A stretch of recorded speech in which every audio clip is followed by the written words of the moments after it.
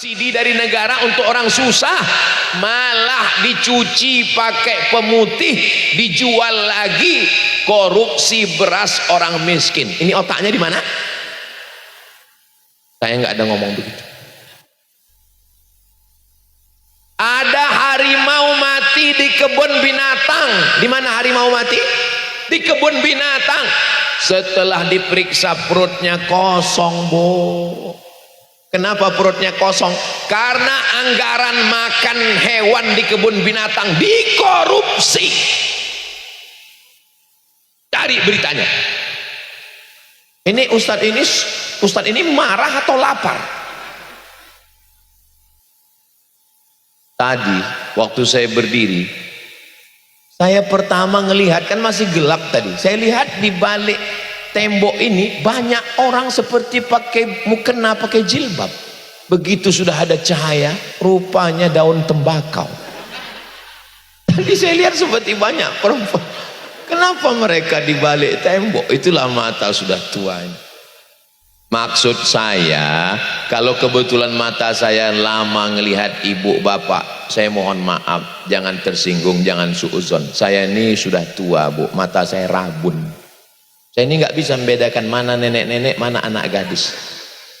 Tadi anak kecil kelihatan, ya kecil kelihatan. Saudara yang dimuliakan Allah Subhanahu wa taala, gula itu kalau dia masuk ke aliran darah mata, glukoma, rabun mata. Gula kalau dia masuk ke gigi, namanya sakit berlobang giginya. Makanya anak-anak jangan dikasih makan permen coklat. Ibunya sudah jangan makan coklat, tetap giginya rusak. Kenapa? Neneknya ngasih dan ibunya nggak berani ngelarang. Ini peristiwanya betul atau bohong? Aku semua. Saudara yang dimuliakan Allah Subhanahu wa taala, kenapa orang Islam itu kalau sholat itu sujud? Karena supaya darahnya mengalir ke otak. Tapi kenapa orang Islam banyak yang sakit? Karena darahnya belum ke otak, dia sudah berdiri, darahnya baru sampai tengkuk. Makanya sujudnya, kata Imam Al-Hasan Al-Basri, sedikit-dikitnya tasbih itu 3, sedangnya 5, paling afdal 7. Subhana rabbiyal a'la wa bihamdih, subhana rabbiyal a'la wa bihamdih, subhana rabbiyal a'la wa bihamdih, subhana rabbiyal a'la wa bihamdih, subhana rabbiyal a'la wa bihamdih, subhana rabbiyal a'la wa bihamdih, subhana rabbiyal a'la. Barulah sempurna darah itu turun dari jantung ke otak, maka sehat walafiat.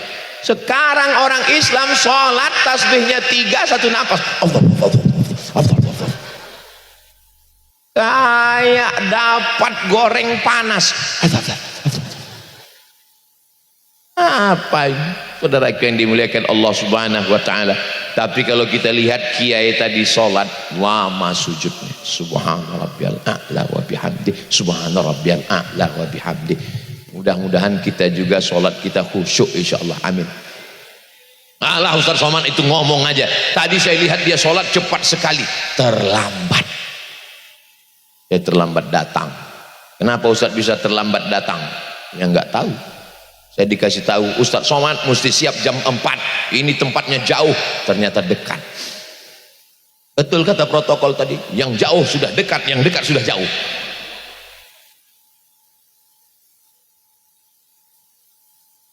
Saudara yang dimuliakan Allah Subhanahu wa taala.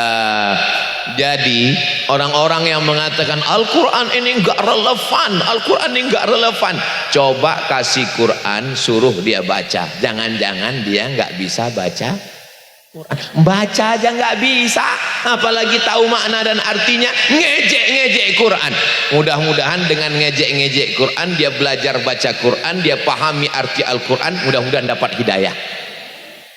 Jangan terlalu benci, karena nanti jadi jatuh hati. Kalau Tuhan punya kelinci, jangan dipotong dengan jati. Jangan terlalu benci, nanti jatuh hati. Karena benci dan cinta letaknya sama-sama di hati. Kalau saya lihat dari wajah-wajah bapak ibu ini adalah wajah-wajah yang hatinya bersih, tidak ada benci sama sekali. Kalau mereka ini hatinya benci, pasti dia marah. Ngapain Ustadz Abdul Somad itu dimuliakan, dikasih pentas, pakai karpet 2 lapis, pakai kursi, kami di bawah.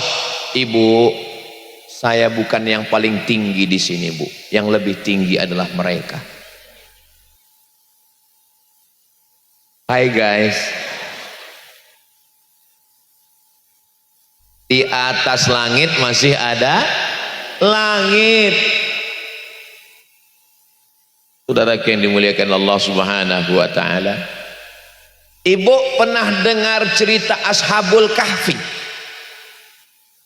Ini mereka nggak jawab gara-gara Ustaz Somad dari awal sudah bilang jangan dijawab. Berapa lama Ashabul Kahfi itu berada di dalam gua? Salasami'atin wazdadu tis'a. Salasami'atin 300 tahun. Wasdadu tis'a lebih 9. 300 tahun lebih 9. Apa ini kalimat seperti ini? Kenapa Allah nggak langsung aja bilang 309 tahun? Kan selesai. Tapi bunyi kalimatnya 300 tahun lebih 9. Kenapa mesti disebut 300 lebih 9? Ternyata kalau dihitung menurut Januari, Februari, Maret, April, Mei, Juni, Juli, Agustus, September, Oktober, November, Desember nampung ember. Oktober, November, Desember nampung ember karena hujan lebat dan nggak bisa nanam tembakau karena kena hujan. Ternyata kalau dihitung menurut Januari, Februari memang dia 300 tahun. Berapa tahun? 300. Tapi kalau dihitung menurut Muharram, Safar, Rabiul Awal, Rabiul Akhir 309 tahun. Paham? Apanya yang paham? Karena dalam 1 tahun Januari, Februari berlebih 11 hari kalau dihitung dengan Muharram, Safar. Makanya kalau nanya umur orang, Ustadz umurnya berapa? Menurut Januari atau Muharram? Saya ini jelita. Bapak tahu arti jelita? Jelang 50 tahun. Kalau dihitung Januari, Februari saya ini belum 50 tahun. Tapi kalau dihitung Muharram, Safar sudah lewat 50 tahun. Karena dalam 1 tahun lebih 11 hari. Maka kalau 1 tahun lebih 11 hari, maka dalam 300 tahun lebihnya 9 tahun. 300 tahun menurut Januari, Februari, 309 tahun menurut Muharram, Safar. Saya sampai hari ini nggak tahu apa arti nama bulan-bulan Masehi itu. Mei, bulan Mei. Saya lahir bulan Mei.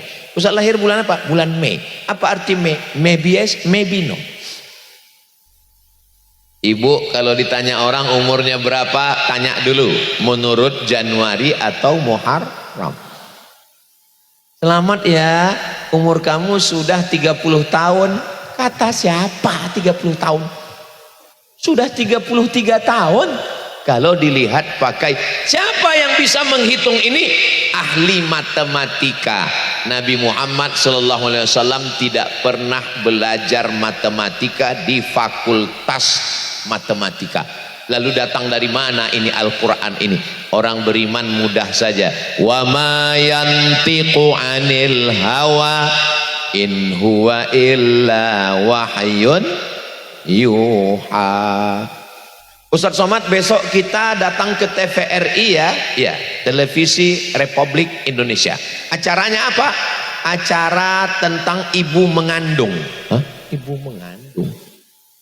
Saya bukan dokter SPOG, spesialis obgyn. Dokter yang ngurus ibu mengandung itu namanya spesialis obgyn, bukan spesialis jin. Kalau yang ngurus tulang belakang namanya SPOT, spesialis ortopedi tulang. Ini spesialis obgyn. Besok Ustadz Somad duduk dengan spesialis obgyn di TV. Terus saya ngurus jin. Enggak, Ustadz bacakan ayat-ayat tentang kandungan perempuan. Waduh, ini yang paling berat karena saya belum pernah Manusia itu diciptakan dari nutfah. 40 hari nutfah berubah menjadi alaqah darah, 40 hari berubah menjadi daging, 40 hari berubah menjadi tulang.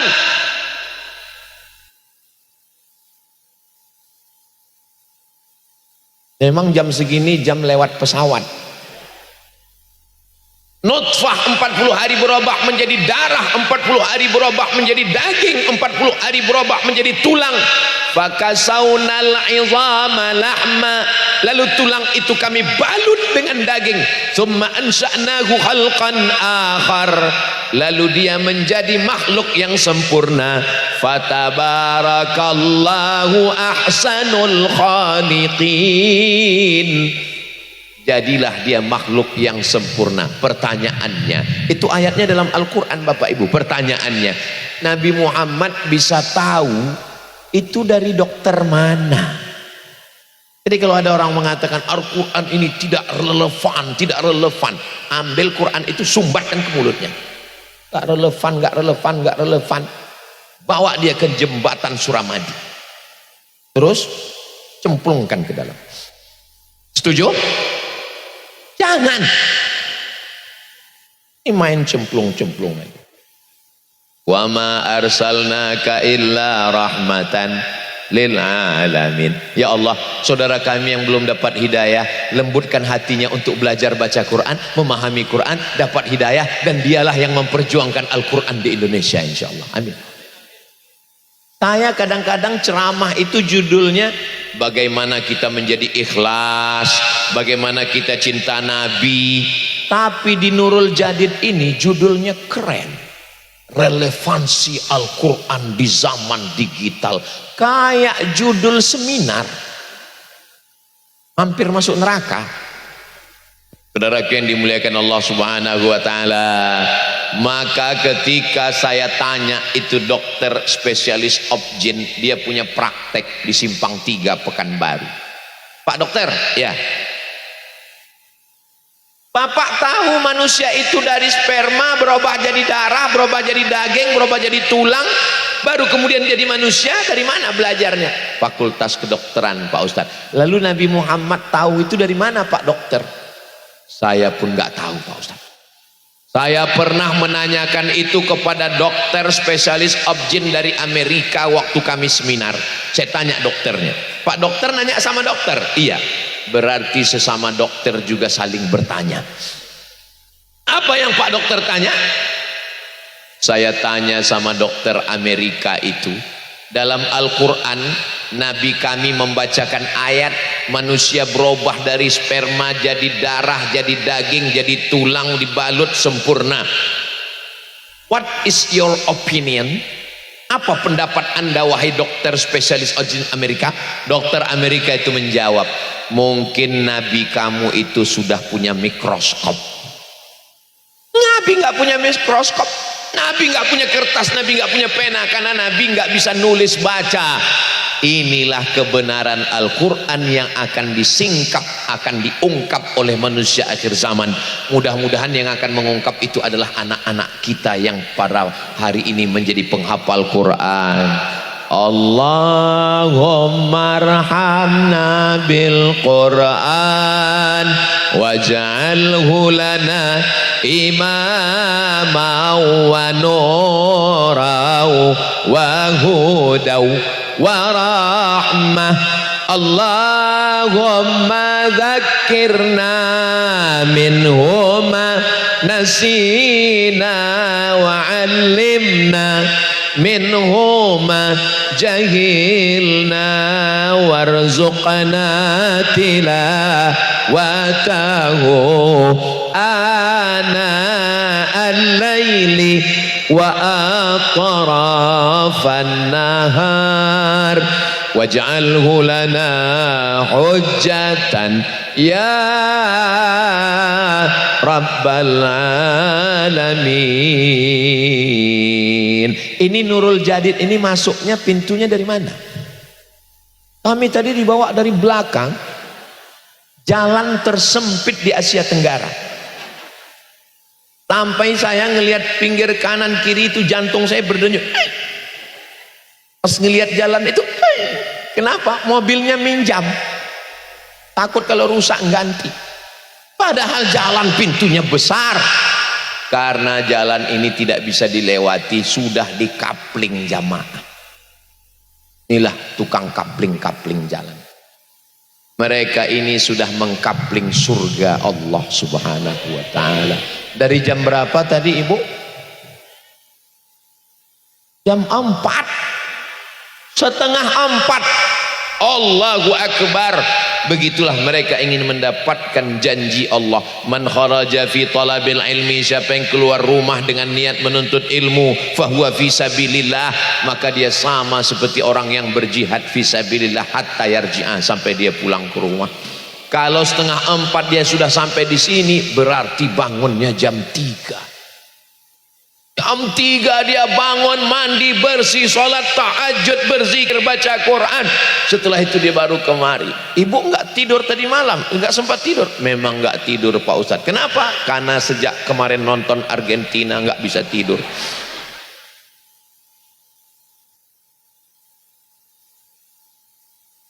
Ronnya kok enggak turun-turun dari tadi? Saudaraku yang dimuliakan Allah Subhanahu wa ta'ala, idza qumtum ila shalah, kalau kamu mau salat, faghsilu wujuhakum, basuh cuci wajah kamu, wa aydiyakum ilal marafiq, cuci tangan sampai siku. Cuci tangan sampai siku. Sekarang orang cuci tangan, dia hidupkan keran, sikunya dicuci sampai ujung.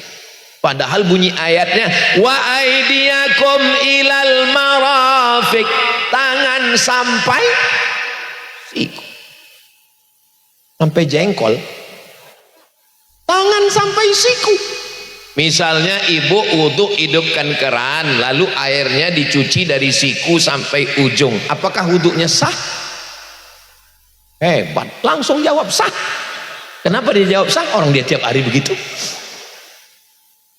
Misalnya saya mau wudhu, tapi saya nggak mau cuci muka, cuci tangan, kepala, telinga, kaki, saya nggak mau. Saya pergi ke tepi sungai, jembatan Suramadu, lalu saya niat nawaitu raf'al hadasil asghari listibahati sholati fardu alayya lillahi ta'ala, nyemplung. Apakah wudhunya sah? Enggak sah menurut mazhab Syafi'i, karena menurut Syafi'i mesti tartib, wajah dulu, tangan, kepala, telinga, baru kaki. Tapi kalau menurut mazhab Hanafi sah. Kalau kaki duluan, ya kebetulan dia terjun kaki duluan, sah. Kepala duluan, salto, kepala duluan, sah. Tangan duluan, sah menurut mazhab Hanafi. Tapi jangan campur-campur mazhab. Kita tetap pakai mazhab Syafi'i, seperti bapak yang tidak bisa mencampur ibu dengan perempuan yang lain di hatinya. Kenapa saya ceramah di Nurul Jadid ini bawaannya mesra ya? Mungkin karena yang hadir ini orang yang hatinya sedang berbunga-bunga. Saya juga sekarang sedang berbunga-bunga. Kenapa? Karena sorbannya bunga-bunga. Insyaallah tabarakallah. Ibu ada rasa pusing, sakit kepala? Enggak. Kalau ada jangan cemas, ambulan sudah siap. Kiri, itu betul, serius. Gratis. Inilah mobil yang disediakan Nurul Jadid, gratis. Syarat naik mobil ini cuma 2, sakit mati. Ada yang mau? Saya ke Pulau Madura bulan Maret 2019. Hotel yang saya nginap malam ini, Berlian Cahaya, itu adalah hotel yang sama saat saya habis ceramah subuh balik ke hotel, dapat WhatsApp dari adik saya, ibu meninggal. Mestinya saya nggak bisa masuk lagi ke kamar hotel itu karena trauma. Tapi kenapa setiap tahun saya nginap di situ? Dipaksa panitia.